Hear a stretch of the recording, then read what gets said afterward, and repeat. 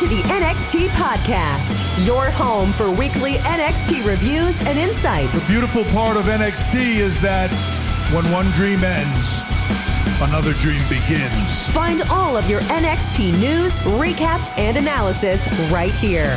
So with that being said, we only have one question for you. Are you ready?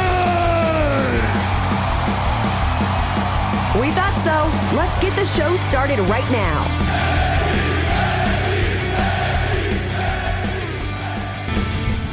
All ladies and gentlemen, welcome back to the NXT Podcast. My name is Zachary Smith. I am your host, as I am every week, to talk about NXT. I'm very excited to be with you again this week. We have a fun show to talk about. Not a show of great consequence, probably.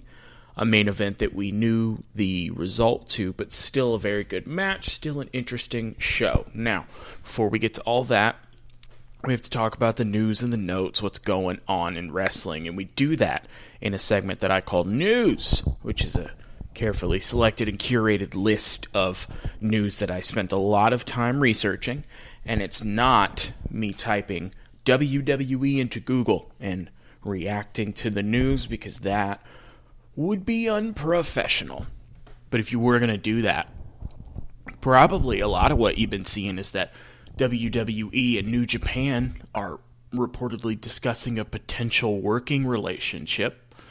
It's interesting that AEW starts working with Impact and a little bit with New Japan, and WWE reacts to that late and tries to just get in with another company, because I'm quite sure if they work something out with New Japan, part of that's going to be that you can't have one with AEW. If I were New Japan, I would run far away from this. I would either just stay as my own thing. You've been around since 72, 76, something around. It was one of those two. And I would do that, or I would partner with AEW. I got better connections there anyway, and the product is closer to mine. WWE is a different world than New Japan. New Japan is a sport and is presented in a serious way with serious stakes. WWE has moments of that, but for the majority of the time is a bad comedy film. So I don't understand why New Japan would need to do this. I don't know what you get as a partnership with WWE, except you try and do some of their stuff, which is not what you do, and then you are working with people that don't do it well, plus you're not being as serious. I would just run so far away from this. Dumpster fire of a successful company is what I would do. If you were also to Google News, you would see that the former UFC and Bellator MMA announcer Jimmy Smith joins the Monday Night Raw team. You had Tom Phillips, and then mysteriously Tom Phillips is gone. I don't know what happened there, but he's gone. They bring in Adnan Virk, who was an ESPN guy, and was a fan of wrestling. I had heard interviews of his before, but the problem was that they reached a deal with Adnan Virk, and then like the next week on Raw, they were just like, all right, Adnan Virk's here. And Adnan Virk has done announcing, he's done media stuff. That's not the problem. It's that he's not a wrestling announcer. Specifically, he's not a WWE announcer. So I want you to think about it. Pretend it's you, and you get this job with WWE. And let's say you're already an announcer, like you're a sports announcer or you're a media personality. You're probably used to working on sets where you have a producer in your ear who's helping you, and that could be a little bit distracting, but you're probably used to that by now. Well, now, we signed you on like a Friday, so this Monday, you're going to come and be the point guard for our announce team, and you're going to be calling wrestling, which is something you haven't done and presumably have not been trained on. You're also going to do it for a company that has a very specific way of doing things, and by that I mean if you don't do it exactly the way they wanted you to do it, you're just going to be gone. So they throw you into the fire, and you're trying to call this match, so probably you're not going to know like moves or everything that's going on, so you're going to have to wing it. But also, you have a producing team in your ear that's not helpful. You might have Vince McMahon on there, who probably day one is already screaming into that headset. Mick Foley was an announcer for like a couple shows and said while he enjoyed the commentary part of it, he was not going to deal with Vince McMahon yelling in his ear every second. Renee Young, what that was part of her thing, was that it's already hard to be an announcer. She didn't think she would be good at it. And then you have Vince yelling at you in your headphones. I do not understand how you do that job if you're a seasoned WWE announcer. But Adnan Virk was just a guy. So people didn't like him because he was different, and I didn't mind him. I don't pay that much attention to commentary. But everybody hated it, and for whatever reason, presumably because he wasn't doing a good job, in their eyes, they let him go. But I would argue, if he's doing a bad job, it's because you didn't prepare him for it, maybe, would be like a bigger problem than like what he did. I don't know, so that's cool. So that's more or less the WWE news. The New Japan thing was the biggest thing, and so that's kind of been taking up all of the space. But we have NXT to talk about tonight. First, we're getting a hype video for Balor Kross 2. It's the rematch for the NXT title. It's happening tonight. So I know Finn is going to lose, right? That's clear. That's obviously. It'd be weird, right, if he just won it back. But what if he did? Like, Karrion Kross wins it the first time, gets injured, has to give it up, works his way back, takes the title from Finn, and then the next week on TV, Finn just takes it back. And then you guys got to reconcile that in your own heads and figure it out. And we just keep going and pretend it didn't happen. Like, not that I want that to happen, but like, it'd be a little bit funny if it did. And my general rule in life is to do the thing that's going to be funnier. Now, is that generally the smart or pertinent decision at the time? It's not, and it's not, but it's funny. So it kind of feels like this might be it for Finn in NXT. He's kind of done everything that you could possibly do in NXT.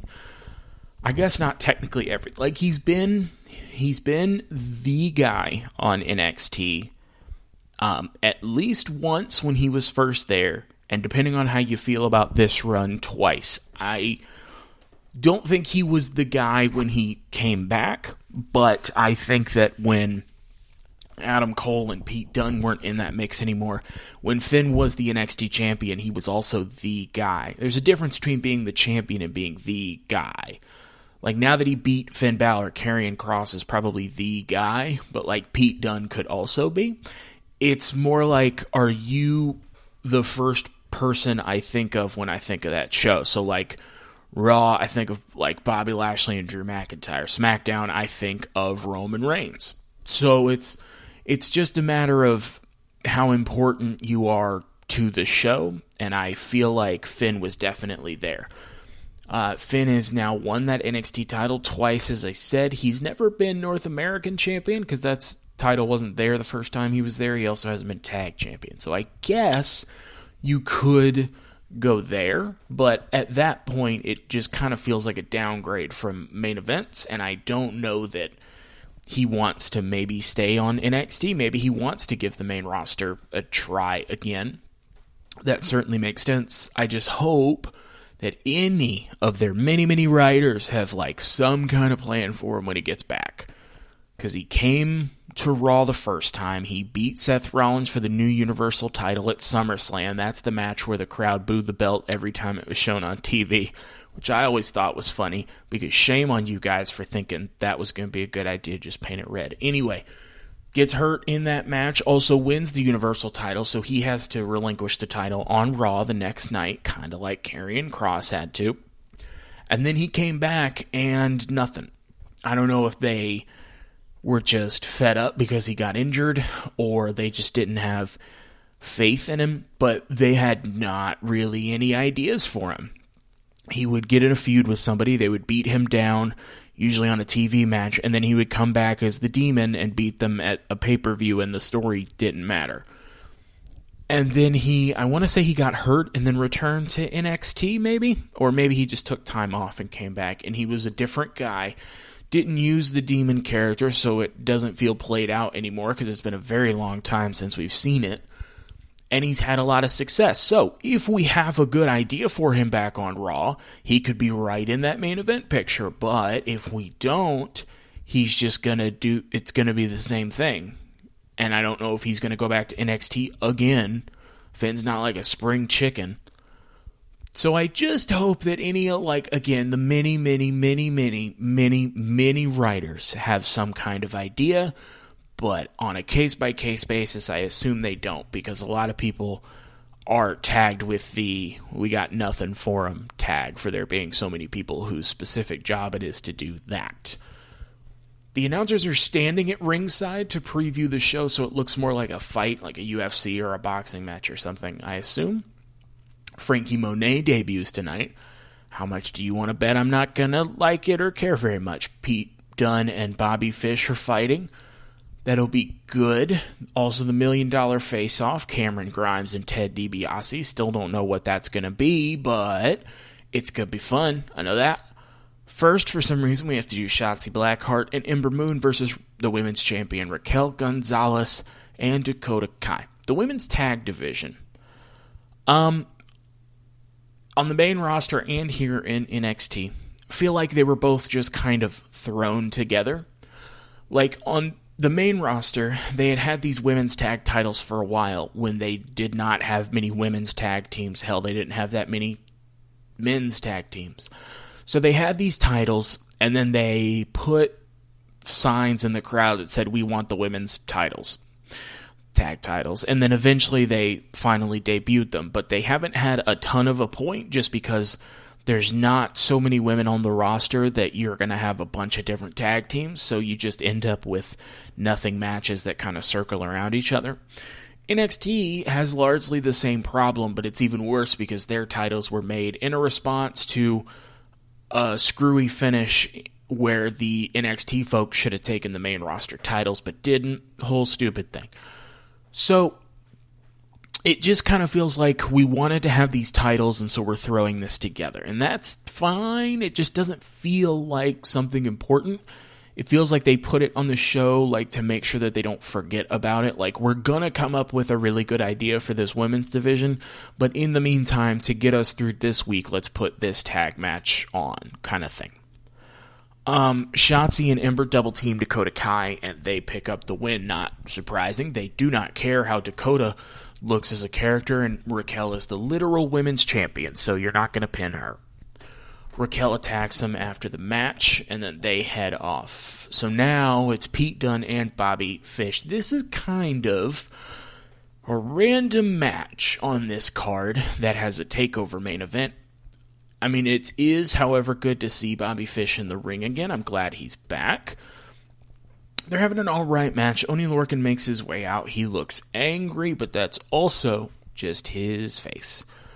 Pete Dunne puts down Bobby Fish with his finisher that I can never remember the name to, and you would think, hey, Zach, you wrote that down to say, why didn't you Google it? And I'd say, shut up. I did my thing with the news earlier. You look it up. So that's that. So Pete Dunne wins. That makes sense. You would have Pete Dunne win. Pete Dunne should not be losing to Bobby Fish if you're going to do something with Pete Dunn. Pete Dunn could be NXT champion pretty easily. I don't know that he's the guy that's going to eventually beat Karrion Kross, but down the road, he could be the guy that takes that NXT title. Oni attacks Bobby Fish after the bell. He's attacking that formerly injured tricep. And in a recap from last week, it's Bronson Reed beating Johnny Gargano for that North American title in that steel cage match. I like Bronson Reed. They just hadn't done much with him before this, so hopefully they give him a chance to grow as a character and make us care more and give him interesting opponents to work with so that we get to see him defending it against really good people. So he doesn't feel like a champion yet, but you can give somebody the title and then have them work their way into it if you do it right. So I'm hoping that's what we're doing with Bronson Reed here. So Cameron Grimes is in the ring for the $1 Million Face-Off. He goes to talk and he's immediately cut off by Ted DiBiase's music. Ted DiBiase looks good. I will point out that it's funny that the $1 Million Man is out here wearing some comfy, running shoes out here, just like sneakers. I can't tell if that's really what they are, but they look like they are. I couldn't see laces, and I think it might have been somewhere in between a shoe and a dress shoe. But the thing is that they're not quite dark black, and also they have the white stripe going around the side, so it looks like my man just grabbed a suit and threw on some tennis shoes, and I don't know if that's true, but that's what it looks like. So, again, DiBiase looks good. That's also because Ted DiBiase has looked 46 years old since I'm sure he was a young man. So it's not that striking. Grimes wants to know why. He says, I don't know if you know this, but I haven't always been rich, and I finally get some, and I flaunt it a little bit, and you start showing me up. Cameron Grimes actually looks up to Ted DiBiase. DiBiase says, I like you, Cameron. He said, we're a lot alike. He said, the reason that I put you through all that hell is because when I look at you, I see a little bit of myself. He says, I'm here looking for that one individual who embodies everything the $1 Million Man stands for. It's not all about money or making people feel bad with it. It's about performance right here in this ring. This is interesting for a few reasons. One, Ted DiBiase gets a chance to come in and put over the performance in the ring in NXT and Cameron Grimes and LA Knight in a minute. That's interesting. Two, I bet you do see some of yourself in Cameron Grimes, that it's your character. Three, this is funny because a lot of times WWE doesn't make storylines for long-term fans. They make their storylines for a wide general audience, which it's a good business decision. That's how you should do it. I say that because if you're giving this story to a general audience, you can present them with a recycled idea, and because they probably haven't been fans that long, they won't know that this is a recycled idea. That's no knock to somebody who doesn't know.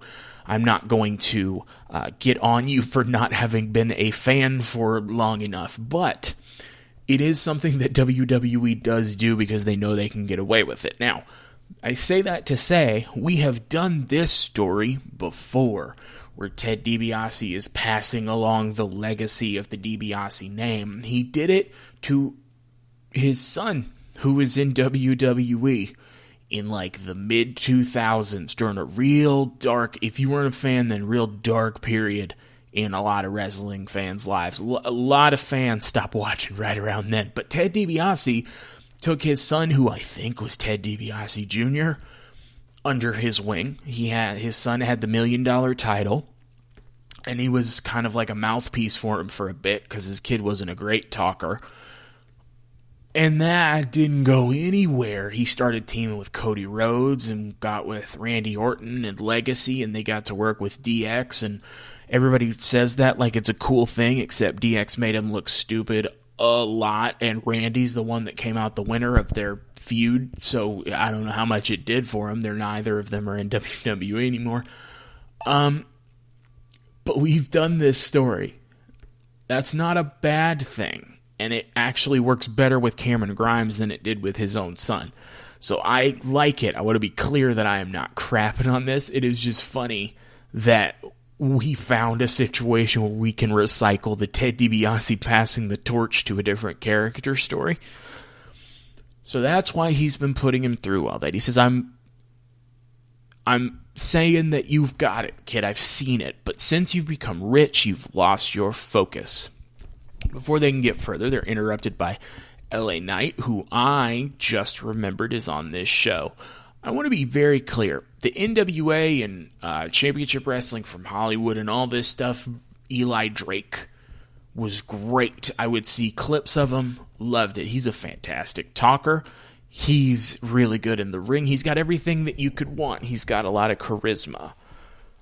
LA Knight is a dumb name. They clearly just wanted to get him signed and didn't have plans for him. And he's not being used to his potential. This feels a little bit like EC3 in WWE to me. Not as bad, but like a guy that they wanted because of the aesthetic and to get him away from competition, but we're not actually going to do anything with you. Because the thing is, LA Knight could be really, really good if they let him. Like, he doesn't even need that much to coaching to correct anything. You just let him go, and I feel like he could be really big, and I feel like they've already cooled him off, and he was never hot to begin with the way he came in. So LA Knight's on the entrance ramp. Someone in the crowd yells, "Nobody wants you here," and that almost makes LA Knight break for a second. LA Knight essentially wants to be the new $1 Million Man. He basically says, "I'm better than Cameron Grimes. The only difference is money, but with you, Ted, we can put in the last missing piece to that puzzle," and so on and so forth. So Cameron Grimes finally gets fed up and says, "You need to get out of this ring or I'm going to beat you up." He said a catchphrase. He said, I think he said, "I'm going to knock you to the moon" or something. I couldn't think of it fast enough, so I had to go with "I'm going to kick your butt," which nobody would say it would be a bad catchphrase unless I just stumbled on a great catchphrase. In which case, TM just in case. That's trademarked here on the recording. So he goes to turn away from Eli Drake after saying he's going to beat him to the moon. And Eli Drake, of course, attacks him. And he hits his weird finisher that doesn't look like it would hurt. It's like so picture you start an RKO, except you're still standing, and you just like fall forward and bring their head with them. Like, that's one of those things that I think in real life would hurt a lot. It would mess up your neck and probably your back and your head. But on TV does not look like it would, which is a weird combination. But he wipes him out. Ted DiBiase says something to the effect of, "Kid, you're never going to get it, are you?" and laughs, and he and LA Knight walk off. So Frankie Monet's here. Here's the thing, guys. Her theme is a banger, man. It's a banger. I wasn't expecting it to be a banger, if I'm to be honest with you. Thing's a banger. Her entrance is also cool. It's different. It's got different like angles to it. Cora J is our enhancement talent today. So Frankie wins. Obviously, I don't know what her finisher was called before WWE, but when she hit it, Beth Phoenix says, "That looks familiar." So I'm assuming that's a wink and a nod to that being her same finisher she's used. It's like you pick somebody up with their back facing you by their arms, and their legs are like now on your hips, and you drop them face first down and then pin them. Whatever that's called. It's like a reverse sit-down tiger driver. And that seems like an overly complicated way to explain that move, so I'm sure it just has a name. Why didn't you Google it, Zach? You already asked me that. Stop it. So Bronson Reed is now in the ring. He gets the "You deserve it" chant, which some people think is real cheesy and stupid. I think it's adorable every time I've seen it. So it's probably condescending sometimes, and it doesn't fit for everybody, but it's fun. Wrestling sometimes can just be fun. So he says it took 14 years to get here, and it wasn't an easy road to become North American champion. So now that I've got this, good luck taking it from me. He said, I had a mountain to climb, but you have a colossal mountain to climb.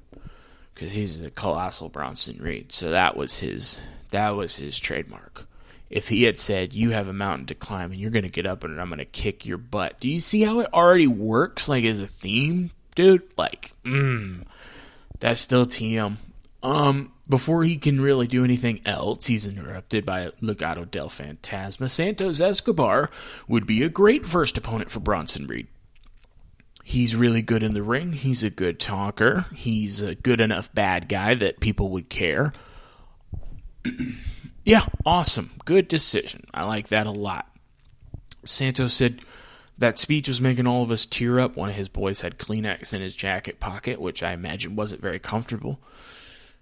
He says, put tears in our eyes. But I can't relate to anything you just said. I was born a champion. This business belongs to me. He said, after your victory, something caught my eye. It was the North American title. I am the emperor of Lucha Libre. And anything in that realm is mine. Says the North American title also represents Mexico, so it belongs to me. They go to jump, and before they can, MSK come down to even those numbers out. They clear the ring. Johnny tries to sneak up and attack Bronson Reed, but he takes Johnny out, so he runs away as well. So great. Bronson Reed, Santos Escobar, have them fight at TakeOver. Have them have a really good match, which Santos, I think, could have with anybody. And let's do it. Let's start building him up. So, before we get to the main event, Regal is here. He's excited for the main event. He said, but he figured with this match going on, no matter who wins, we need a new number one contender. So, next week, it's going to be Kyle O'Reilly versus Pete Dunn versus Johnny Gargano. The winner of that match goes on to take over In Your House, which is the next pay-per-view, to challenge for the NXT title. So, interesting, right? Because Kyle O'Reilly has had 2 title matches against Finn Balor, which he couldn't win, and just had the one match with Adam Cole outside of that, which was excellent. So, you have a guy who you've already seen lose that title match twice, going against somebody who beat the guy that Kyle O'Reilly couldn't beat. So, I know it's not important that the next person that challenges Karrion Kross, I actually feel has a legit chance to beat him. That sincerely is not important to me. But Kyle O'Reilly could give Karrion Kross a great match, but I don't know if, in terms of it feeling like a big deal, any of this is going to be a letdown from Finn just because of how it was built. But I don't know that Kyle O'Reilly's the guy that I want. Pete Dunn certainly could be. He's a guy that should be in that main event level. However, we have the same problem where he couldn't beat Finn Balor either. So, it's kind of a similar thing. I think Pete Dunn would be a different kind of match for him. So, of the options so far, I like that one. I don't know. Johnny Gargano might be my favorite option. He's had problems with Karrion Kross. He took him out the other week. He's a smaller, quicker guy, which is going to make Karrion Kross look even better with his size. And I think of the 3 of them, to a small degree, Johnny is the one that is most like Finn Balor in the specific way in which I am certain that Finn Balor is going to have at least a good match with whoever he faces. I am always sure that Johnny Gargano is going to have at least a good match, probably a great one, and maybe one of the best ones of the year. So in terms of it feeling like a big, important title defense, I think Johnny's going to be the best takeover match. I think Johnny might be the best story. I don't see the story with Kyle O'Reilly, and I don't really see it with Pete Dunn at the moment, but I definitely see it with Johnny Gargano, who kind of just got into this mix, but I like that we won't have to go through another match with Bronson Reed. That's settled if he wins. And I think that match is the best of the three. So we're going to find out next week who our number one contender is. Karrion Kross is out. At the end of his entrance, you see that Finn has been sitting on the second and third ropes in the corner, just staring at them, and you realize he's been there the whole entrance, which is very cool because usually in that situation, with any entrance that goes on second, your opponent who already made their entrance would get out of the ring. That's so that when they're taking video of the entrance, cutting it off at the edges of the ring, they don't see you just standing there while somebody's posing. And also it looks better for pictures. It's just cleaner. It makes a lot of sense from a production standpoint. They very rarely have the person stay in camera shot, much less in the ring, and they did it cool where Karrion Kross's entrance has like a spotlight on him, so everything else is kind of darked out. And so the lights start to come back on and you see Finn Balor. They've done a really good job with camera work in this feud, which is an interesting thing to have just noticed, but they really did. So they mentioned that Kross is 14-0 in singles matches. That is a cool stat to be able to pull out.